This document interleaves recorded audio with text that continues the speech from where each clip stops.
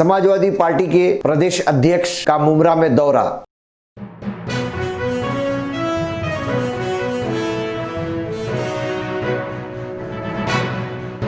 मैं अफराहिम मीर, आज का महानगर में आपका स्वागत है। 16 अगस्त रविवार को महाराष्ट्र राज्य के थाने जिले में स्थित मुमरा कौसा शहर में समाजवादी पार्टी के सभा प्रदेश अध्यक्ष अबू आसिम आजमी आए। उन्होंने अपना बहुमूल्य समय निकालकर पत्रकार परिषद में पत्रकारों से बातचीत की। पत्रकारों के सवालों के क्या जवाब दिए सभा प्रदेश अध्यक्ष अबू आसिम आजमी ने, आइए हम आपको दर्शाते हैं। देखिए, एजुकेशन पे काम करना बहुत ज़रूरी है।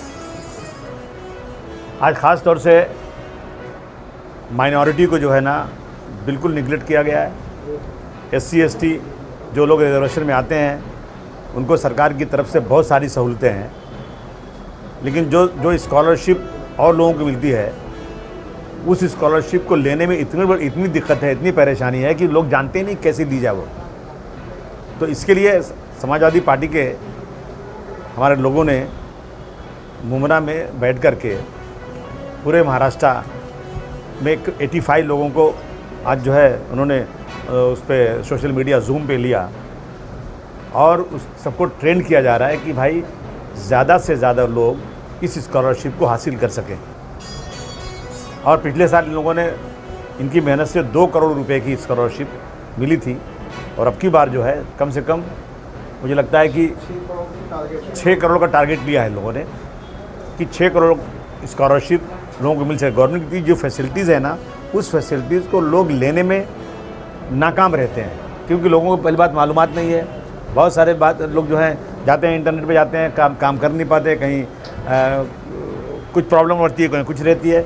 लेकिन समाजवादी पार्टी के हमारी इस यहाँ के लोगों ने ख़ास तौर से नसीर साहब, हमारे जो हैं ये फैसल, आदिल साहब, इन लोगों ने मिल करके कोशिश करके लोगों को ट्रेंड किया है, जिसके लिए मैं यहाँ चल के आया इनको बधाई देने के लिए कि भाई आज समाज में सबसे ज़रूरी चीज़ जो है वो एजुकेशन है। अगर एजुकेशन में हमने किसी को मदद किया तो समझो कि हमने इस मुल्क में रहने वाले वो लोग जो इस मुल्क को आगे चलाने वाले हैं, जो इस मुल्क के आगे रहबर बनने वाले हैं, ऐसे लोगों को हम आगे ले जाएँ तो लगता है इस मुल्क में कुछ सूरत हाल बदल सकती है।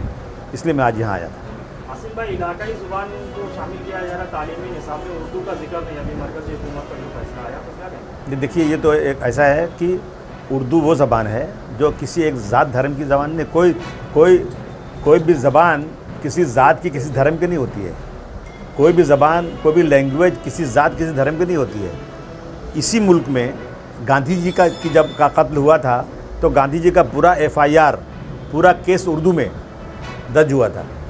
और अगर आप थोड़े दिन पहले जाएंगे पुराने दिनों में, आप जाके देखें कोर्ट के अंदर जितने दस्तावेज़ात मिलेंगे आपको, ज़मीन के कागजात मिलेंगे आपको, पुलिस स्टेशन में जो FIR सब उर्दू में था। लेकिन 47 में जब ये मुल्क 2 हिस्सों में बटा तो जो हालात इस मुल्क में मुसलमानों की है वही हालात इस मुल्क में उर्दू की बना दी गई। उर्दू को बोलते सब हैं लेकिन अपनाने को कोई तैयार नहीं। और अब जो है ये जो सरकार आई है, इस सरकार का सिर्फ एक सूत्री कार्यक्रम है कि किसी तरह से मुसलमानों का नाम लो। मुसलमानों को, अगर मुसलमान उर्दू पढ़ता है, आप देखेंगे मैक्सिमम 99.9% अगर उर्दू कोई पढ़ता है तो मुसलमान पढ़ता है। लगता है कि ये सिर्फ मुसलमान की ज़बान होकर रह गई है, ये ऐसा बना दिया गया है। उर्दू के साथ बिल्कुल इंसाफ नहीं हो रहा है। उर्दू के स्कूल बहुत हैं यहाँ पर, लेकिन अगर उर्दू में एक एप्लीकेशन लिख दी जाए तो पुलिस स्टेशन वाले और बैंक वाले जहाँ भी लिखेंगे आप फाड़ के फेंक देंगे और समझते पढ़ ही नहीं पाते उसको। इसका दूसरा दुख ये है कि जहाँ जहाँ उर्दू को दूसरी ज़बान बनाया गया वहाँ के लोग भी उर्दू को इस्तेमाल नहीं करते। हम अपने बच्चों को उर्दू पढ़ाते नहीं, सिर्फ बात करते हैं उर्दू की। हमें अपने बच्चों को उर्दू पढ़ाना चाहिए। और देखिए, अगर आप कोलाबा में आएंगे, इसी मुंबई में कोलाबा है, वहाँ जितने बोर्ड हैं सब अरबी में लिखे हुए हैं। ये अरबिस्तान तो नहीं है ना, मराठी में लिखी बोर्ड आप, लेकिन अरबी में इसलिए लिखे हैं कि उनका बिजनेस उससे चलता है। अरब लोग आते हैं, पढ़ते हैं, अपना काम करते हैं। आप जाएंगे बैंकॉक जाएंगे, आप लंदन जाएंगे, आप उन जगहों पर भी अरबी में बोर्ड लिखा है क्योंकि लोग अरब लोग आते हैं, बिजनेस करते हैं। हमें उर्दू को इतना मजबूत कर देना चाहिए कि लोग मजबूर हो जाए उर्दू लिखने पे। हमें अपनी गाड़ियों का नंबर उर्दू में लिखने के लिए, हमें बैंकों में एप्लीकेशन उर्दू में लिखने के लिए एक स्ट्रगल करना चाहिए। यूपी में जब मुलायम सिंह यादव की सरकार थी, उन्होंने उर्दू को दूसरी ज़बान बनाया और ट्रांसलेटर बिठाए हर डिपार्टमेंट में, लेकिन उन ट्रांसलेटरों की छुट्टी हो गई थोड़े दिनों के बाद कि कोई उर्दू इस्तेमाल ही नहीं करता। तो उर्दू ख़त्म करने में सरकार का तो बहुत बड़ा रोल ही है और थोड़ा रोल हमारा भी इसमें है कि हम उसको जो है ना बढ़ावा नहीं दे रहे हैं। और उर्दू एक ऐसा लगता है कि कम्प्लेक्स हो गया है हमको, कि अगर उर्दू बोल देंगे ना तो लोग समझेंगे अरे जाहिल आदमी है ये, और अंग्रेज़ी के 2 लफ्ज़ टूटे बोल दिया ना तो लगेंगे बहुत पढ़ा लिखा आदमी है ये ग़ुलामी की निशानी है। मैं निवेदन करता हूँ लोगों से कि इस मुल्क की ज़बान अंग्रेज़ी नहीं है, इस मुल्क की ज़बान उर्दू और हिंदी है, उसको बोलिए और अंग्रेज़ी को इस्तेमाल ज़रूर कीजिए, लेकिन जहाँ ज़रूरत है वहीं कीजिए। और अंग्रेज़ी को ओढ़ना बिस्तर बिछौनी की तरह से 24 घंटे इस्तेमाल करना मैं समझता हूँ देशद्रोह है। ये हमारे बुज़ुर्गों ने कहा है कि अंग्रेज़ी बोलना देशद्रोह है, अंग्रेज़ी को हमेशा इस्तेमाल करने की ज़रूरत नहीं, ये हमारी ज़बान नहीं है। 1947 में जब आज़ादी हुई थी उसके बाद ये तय हुआ था कि इस मुल्क की ज़बान अंग्रेज़ी नहीं होगी, यहाँ पर अंग्रेज़ी जो है वो नौकरानी होगी और हिंदी जो है वो महारानी होगी। लेकिन आज भी हिंदी नौकरानी है और अंग्रेज़ी महारानी है, ये अफसोस है। 74वां साल चल रहा है, तो उर्दू को जो निगलेक्ट किया जा रहा है इस पर ये सरकार जो है वो हर काम करेगी जिसमें कहीं भी मुसलमान आगे बढ़ कर काम कर रहा होगा। भाई क्या आज से जो है समाजवादी पार्टी आप जो है खुद सरकार को देंगे तो अपनी लेटर हेड पे जो है क्या उर्दू में लिख कर देंगे? जनाब मैं हाउस में बैठता हूँ, मेरे बगल से बैठते बोले क्या लिख रहे हो, मैं उर्दू लिख रहा हूँ। मेरी हर चीज़ उर्दू में लिखी जाती है और एक बार नहीं 50 बार हाउस में हम लोग कह चुके हैं कि उर्दू को बढ़ावा दीजिए। उर्दू ये जो उर्दू एकेडमी बनी थी उसमें जब बनी थी तो 23 से 24 लोग काम करते थे, आज कोई बचा नहीं, 1-2 आदमी बचे हुए हैं। जो काम करना है ये लोग भाड़े का आदमी बुला के काम करके ख़त्म कर देते हैं। हमारी पूरी ताकत के साथ उर्दू को बढ़ाने की कोशिश जारी थी और जारी रहेगी। आप सब लोगों को उर्दू को बढ़ाने का काम करना चाहिए। हाशिम भाई, सबसे बड़ा मुद्दा अभी महाराष्ट्र में चल रहा है। कोरोना और लॉकडाउन के इस पीरियड में दिसंबर तक स्कूलें नहीं खुलने वाली है, ये केंद्र सरकार ने साफ कर दिया है। उसके बावजूद कई निजी स्कूलें हैं, मुंबई हो, ठाणे हो, मुंब्रा हो, नवी मुंबई हो, कल्याण हो, महाराष्ट्र के कई जिलों में एक मुद्दा चल रहा है कि पेरेंट्स से जो है बसों के पैसे, miscellaneous fees, curriculum activities fees, ऐसी तमाम फीसों की उगाही करना स्कूलों ने शुरू कर दी है। राज्य सरकार गई थी हाईकोर्ट ने उस जीआर पर स्टे दे दिया है। अब सुप्रीम कोर्ट में मामला है, तो कहीं ना कहीं आपकी समर्थित ये महाविकास आघाड़ी सरकार जो है वो अभिभावकों को लॉकडाउन के इस पीरियड में जो है वो इंसाफ देने में नाकाम साबित हो रही है। नौकरियां चली गई है, रोजगार नहीं है, धंधा नहीं है, ऐसे में पेरेंट्स फीस कहां से भरेंगे, ये सारे पेरेंट्स का आज का सवाल है। इस पर समाजवादी क्या करेगी, एक विधायक होने के नाते आप क्या करेंगे, और जिस सरकार को आपका समर्थन है उस सरकार को आप घुटनों के बल बैठाने के लिए कौन सी नीति पर काम करेंगे? अच्छा, सबसे पहली बात यह है कि मेरे पास इतने एमएलए नहीं हैं कि सरकार को मैं झुका सकूं। मैं सरकार की बहुत सारी नीतियों की मुखालफत आज भी कर रहा हूं, लेकिन मैं साथ इसलिए दे रहा हूं कि बीजेपी जैसी पार्टी सत्ता में आने ना पाए। बकरीद का मसला देखा आपने, हमने बहुत कोशिश किया। 8 कैबिनेट मिनिस्टर गए उद्धव जी के पास, लेकिन उनको पता नहीं क्या दिलो दिमाग में था कि हम देखते हैं, करते हैं, बताते हैं, और नई बात उन्होंने सुना।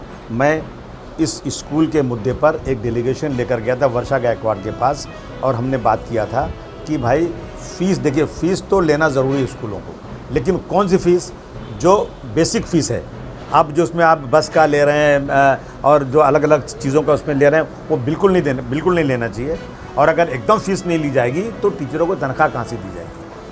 हम नहीं करें कि और दूसरे सिर्फ टीचरों की तनख्वाह का पैसा इतना आ जाए कि स्कूल वाले उनको दे सकें, और जो स्कूल वाले बहुत ज़्यादा फ़ीस लेते हैं उनको तो पूरी फ़ीस माफ़ कर देना चाहिए कि उनके तिजोरी में पैसे हैं, वो 2-4-6 महीने चला सकते हैं। ये मांग हमने एक बार नहीं 10 बार किया है। इलेक्ट्रिक बिल के बारे में कि भाई इलेक्ट्रिक बिल माफ़ करो, राजस्थान, मध्य प्रदेश में कुछ परसेंटेज माफ़ की गई है, लेकिन हमारी सरकार अभी तक सुनने को तैयार नहीं है। इसकी मैं खुल के साथ देने के बावजूद भी इसकी हम पूरी मुखालफत कर रहे हैं और मांग कर रहे हैं कि स्कूल की फ़ीस जो है, जो एक्स्ट्रा ली जा रही है, वो फ़ीस बिल्कुल नहीं लेना चाहिए।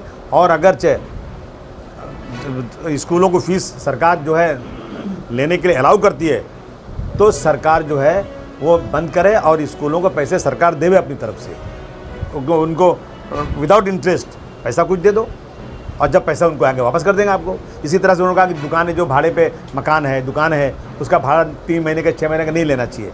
अगर किसी आदमी के पास एक ही दुकान है, एक ही मकान है, कोई बेवा औरत है, कोई मजबूर आदमी है जो उसी से उसकी रोजी रोटी चलती है, और सरकार ने कह दिया पैसा मत लो, रेंट नहीं लेना चाहिए, तो आदमी खाएगा क्या? ऐसी सूरत में सरकार को, ऐसे लोगों को जो यहाँ कितना लाख करोड़ रुपया, क्या 20 लाख करोड़ कितना होता है, याद नहीं आ रहा कितना करोड़ आया था, जो वो 20 लाख करोड़ रुपया जो आया वो किसके पेट में गया पैसा? वो पैसे इन लोगों को देना चाहिए, लैंडलॉर्ड को दे देना चाहिए कि भाई ये पैसा ले लो, तुम लोगों से भाड़ा मत लो। अभी जब 6 महीने 8 महीने के बाद मामला बिल्कुल सही हो जाएगा तो ये पैसे हमको विदाउट इंटरेस्ट वापस दे देना। ये सरकारों को करना चाहिए, और ये हो रहा है दूसरे मुल्कों में, यहाँ नहीं हो रहा है। आसिम भाई, आप उत्तर प्रदेश से भी बिलोंग करते हैं। फिलहाल उत्तर प्रदेश में कानून व्यवस्था बड़ी बिगड़ी हुई है, अराजकता का माहौल है, रोजाना कोई ना कोई बड़े बड़े अपराधों के मामले आते हैं, पुलिस की शमूलियत आती है, नाबालिग लड़कियों के साथ में भी पुलिस द्वारा गलत किए जाने का मामला आ रहा है। तो योगी आदित्यनाथ ने वहां पर कहा है और प्रधान सेवक नरेंद्र मोदी जी ने भी कहा है कि राम राज्य की शुरुआत हुई है। तो कैसे परिप्रेक्ष्य में देखते हैं आप, कैसे कौन से दृष्टिक्षेप से देखते हैं तमाम उत्तर प्रदेश की फिलहाल के इस मौजूदा हालात को? अगर रामराज यही है कि रामराज की शुरुआत हुई है और लड़कियों का बलात्कार और लोगों का मर्डर बगैर किसी केस के लोगों को NSA में डाल दिया जा रहा है, एक मुकदमे में आजमगढ़ में 2-3 मर्डर हो गए एक ही रात में। हाँ, मुझे मालूम है, वहाँ हुआ देवगांव थाने में 2 मर्डर एक साथ में हो गया, ये सब हो रहा है।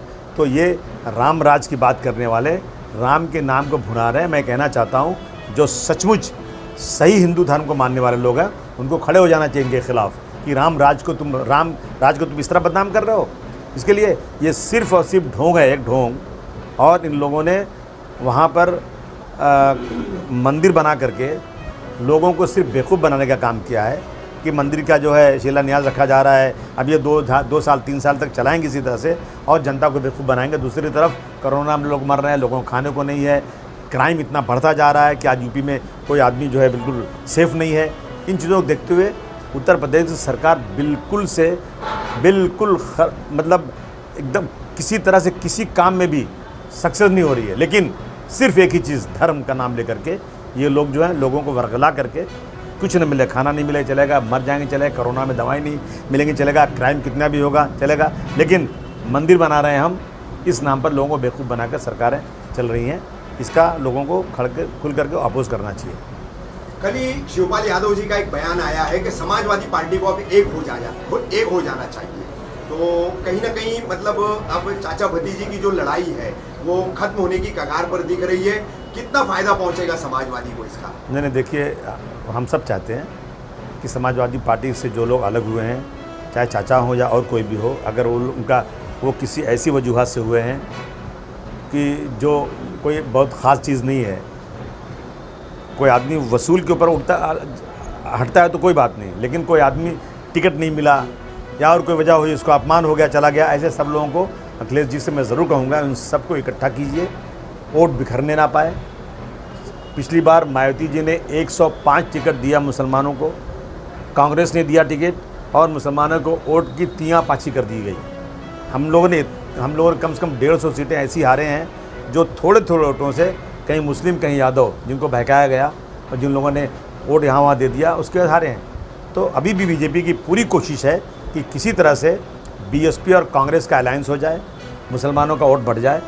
तो इसमें हम सब लोगों को कोशिश करना चाहिए कि सेकुलर, चाचा ही नहीं सिर्फ, सारे सेकुलर इकट्ठा खड़े हो जाएं। सेकुलर बनाम कम्युनल इलेक्शन होगा तो शायद हम लोग जरूर जीत सकते हैं। लोकल मुद्दे भी पूछा जैसे कि भिवंडी में टोरेंट थी, फिर मुंद्रा में टोरेंट आ गई, बाकी भिवंडी में विरोध हुआ, तरीके से आपकी पार्टी को विरोध नहीं, क्या कारण? आपको शायद पता ही नहीं है कुछ इस बारे में। इतना विरोध हुआ है, हर आप मुमरा में हो या नहीं हो, हाउस के अंदर जब से ये टोरेंट कंपनी भिवंडी में आई है, शायद कोई भी ऐसा सेशन नहीं होगा जिसमें टोरेंट के ख़िलाफ़ नहीं बोला गया होगा।